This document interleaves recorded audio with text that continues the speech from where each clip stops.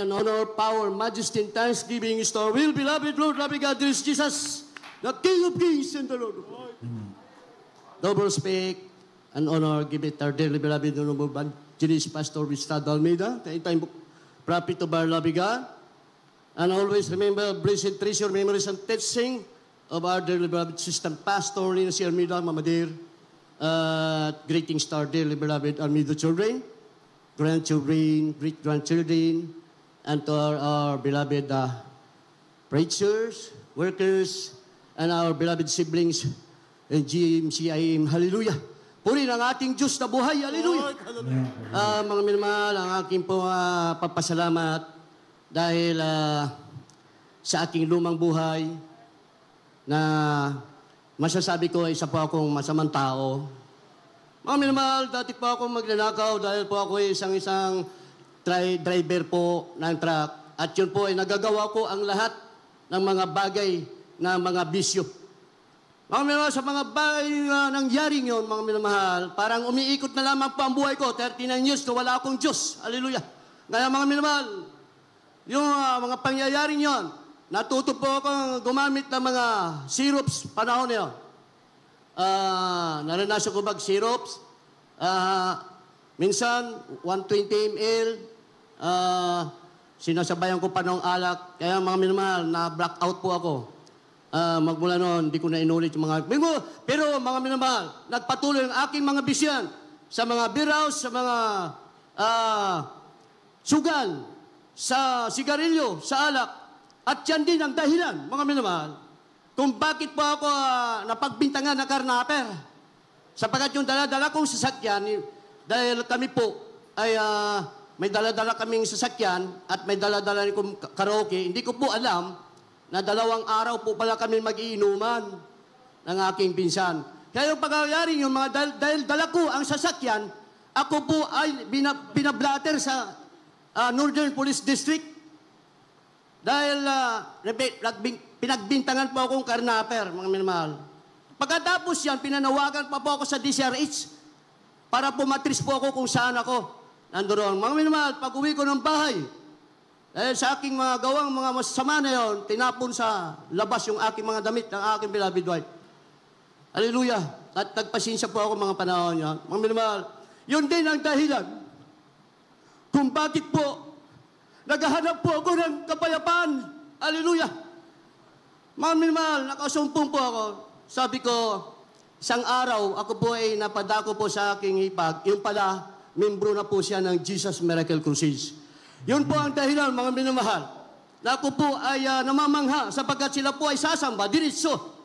Overnight, linggo, diretso po. Namamangha po ako sapagkat yun po ay ang gaganda po na kanilang mga pananamit. At yun po, ang dahilan kung bakit po ako nag-observe dito sa gawain, mga minamahal. Dumalo po ako ng overnight at yun na talagang napapakinggan ko yung mga, napapanood ko yung mga matitinding mga patutuo, mga minamahal. Sabi ko, magpapabautismo ako sa gawain ito. Hallelujah! At yun, dahil mga minamahal, at ako ay tumanggap sa bautismo sa pangalan ng ating pinakamamahal, Jesus. At yun po, lahat ng bisyo ko na yun, pati ang wala kong kabanalan, binago akong lubos ng ating pinakamamahal, Jesus. Hallelujah! At yun din ang dahilan kung bakit ako nagkasakit ng ulcer, mga minamahal. Yung mga karamdaman kong yan, mga minamahal, ang sabi ng ating beloved pastor, ang sabi niya kung kayo mga karamdaman, mga ulcer, fasting po. Ang sabi ko, sa isip-isip ko, mga minamahal, masakit ang aking tiyan pag wala akong kinain. Masakit din pag ako kumain. Mga minamahal, wala akong mapupuntahan. So, ang sabi ng man of God, mag-ayuno. At yun po ay, sabi ko, parang hindi ko kaya sapagkat sumasakit nga po ang aking tiyan. Ngunit, dahil sumampalataya ko sa propita ng Diyos, mga minamahal, ginawa ko po yun. Punta po ako ng Pampanga. At yun po, pagkatapos ko mag-fasting 6 days, mga minamahal, nawala po yung aking sakit ko na yun, mga minamahal. Hanggang sa ngayon, mga minamahal. Nawala po yun, mga minamahal. Hallelujah! Kaya, sobrang papasalamat ko sa Diyos. Hallelujah! Kasi, kung ipagpapatuloy ko yung buhay ko na, mapupunta pala ako sa impyerno, mga minamahal. Kaya hindi lang dahilan kung bakit lahat ng aking mga anak at ang aking mga apo at ang aking mga manugang ay nabautisman lahat sa pangalan ni Jesus sa gawain ito. Ako pala ang dahilan kung bakit nagkaganon ako, kung bakit maliligtas sila, mga minamahal. At yun, pagpapasalamat ko sa ating Diyos na buhay. Napakabuti ng Diyos. Hallelujah. One time, mga minamahal, nagkaroon po ng sunog sa litre. At yun po ay 4 hectares po yung nasunog. Mga minamahal, alas 2 ng hapon nag-umpisa at alas 10 na ng gabi, hindi pa rin tumitigil ang sunog at napakalawak na po yun. Mga minamahal, sa madalit sabi, ang sabi ng aking anak, papunta na sa kanila yung sunog. Papunta na po sa kanila, mga minamahal. Ang sabi niya, Tay, pag-pray mo kami, papunta na po dito yung sunog at napakalakas po. Mga minamahal, sa ganong sitwasyon, ang sabi ng ating mga bagulang sa ating pananampalataya ay manalangin at magpuri. Mga minamahal, nagpuri po ako doon. Napakarami pong tao sa lansangan. Pati mga gamit nila nandun sa lansangan, mga aparador, mga TV, ang dami po. At ako po ay hindi po nahiya, nagpuri po ako ron. Sapagkat malapit na po sa aking anak yung sunog. Nagpuri po ako ron, hindi po ako nahiya. Mga minamahal, dala ko po yung sasakyan. Diyon sa tabi, nagpuri po ako, joyful. Tapos sulim. Pagkatapos yun, mga minamahal, pagpuri. Pagkatapos kong puri sa ulit, dalangin ang ating kagalangan, Evangelista Wilista Dalmida, and the beloved Almeida children. Mga minamahal, pag-review ko sa sunog na mga alas 11 na ng gabi, ang minamahal, demonyong sunog, mamatay ka sa pangalan ni Jesus. Mamaya-maya po, nakakita po ako ng napakataas na usok, na sumabog, napakalasas na pagsabog. Mamaya-maya po, wala na pong sunog. Puri ng ating Diyos, hallelujah. Siya na papatigil ng lahat ng uri ng kasamaan, hallelujah. Mga minamahal, sa pa, ang aking anak po, ay tumawag po sa amin at ito po ay 39 to 40 yung kanyang lagnat. At siya po, tumawag po siya sa amin, mga alas 12 po ng gabi, at siya po ay umiihi po ng dugo, at hindi po tumitigil yung lagnat niya. Sa ganong sitwasyon, mga minamahal, nasa ocean po ang aking anak, nasa karagatan. Kung hindi po yung titigil, mga minamahal, maa-alerto po ang kumpanya niya. Maaaring magpadala sila ng helicopter para kunin yung anak ko sa gitna ng karagatan. Nasa gitna po kasi sila ng kagaratan, tumatakbo po siya, yung barko nila. Mga minamahal, ang sabi niya sa akin, umiiyak, Tay, pag-pray mo po ako, kasi nagdanak na po yung dugo dito sa CR, at saka hindi po tumitigil yung aking lagnat. Ang sabi ko na, napanood mo na may gawain sa Jesus Miracle siya na papagaling anak. Makinig ka sa akin, mga minamahal, sabi ko sa kanya, sige, pagpipray kita. Sa unat dalangin po na ating kagalang-galang Evangelista Dalmida, mga pinag-pray po namin, nagpuri po kami, at nag-pray po kami doon sa nanalangin, at tinilihas po namin yung tawag dyan sa cellphone, mga minamahal, hallelujah. Mamaya-maya mga minamahal, tumawag po siya mga kulang-kulang 2 oras, pagkatapos namin puri.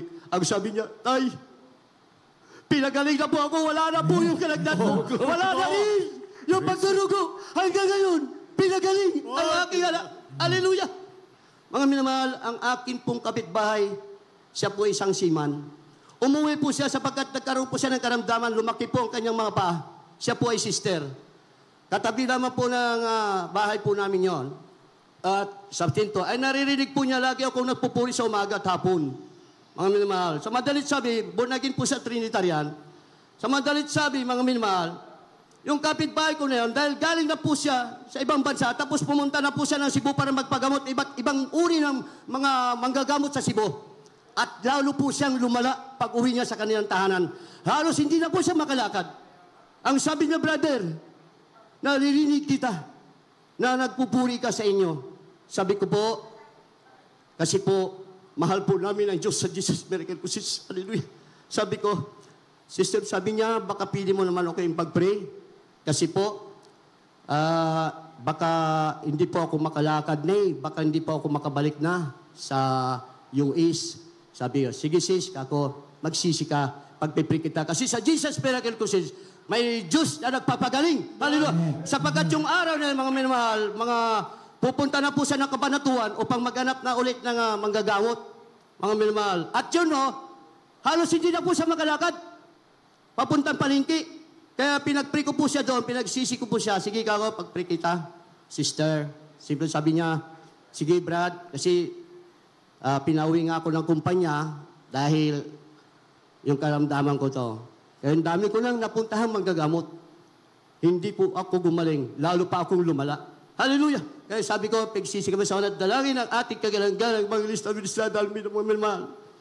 Pagkatapos sa pre, mga 3 to 4 days, mga minamahal,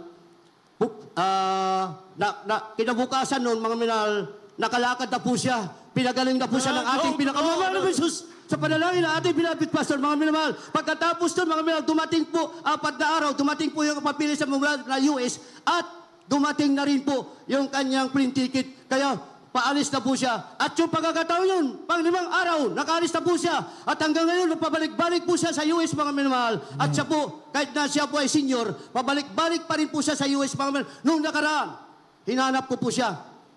Tapos natagpuan ko siya, sabi ko, Sister, nanyayahan kita sa panalagawain ng Jesus Miracle Cruises. Siya kasi ang Diyos kasi namin ang nagpagaling sa iyo. Opo, brother. Tapos mga minamahal, sa mandalit sabi, napabautismo po siya sa pangalan ng pinakamamahal Jesus. At siya po ay kapatiran na po natin at nanonood na po siya sa live broadcast sa USA po. At ibinibida na po niya ang ating banal na gawain. Kaya sa mamatayan sa mabuhay ako, sa Diyos na ako ng Jesus Miracle Cruises, sapagkat buhay, ang Diyos dito ay nagpapagaling. Ang Diyos dito ay nagpapalayan ng mga kasamaan, kasalanan. Pinalaya po ako yan, mga minamahal. Isa pa, mga minamahal. Napasama po ako ng sounding sa dako ng Chaong Cruises. Yun po ay sa San Pablo. Mga minamahal, tapos naming mag-sounding, umuwi na po kami. Mayroon pong dumating doon isang sasakyan na hindi po siya dinala sa ospital, kundi po sa church po ng San Pablo dinala. Ay iilan pa lamang po kami dumating doon at yung mga elder doon. Tapos kinausap ako ng sister doon, Brad, mayroon pong pasyente rito, hindi po dinala sa ospital, dito po sa church nila. Ipasok ako sa church. Sabi ko, yung pala, inaalihan po siya ng bad spirit, mga minamahal. Sabi ko, sige, pasok po sa church kasi bahagi na po natin salita ng Diyos. Sabi ko, pinasok po. Tinadyakan po ako rito. Sapagkat tumatadyak po yun,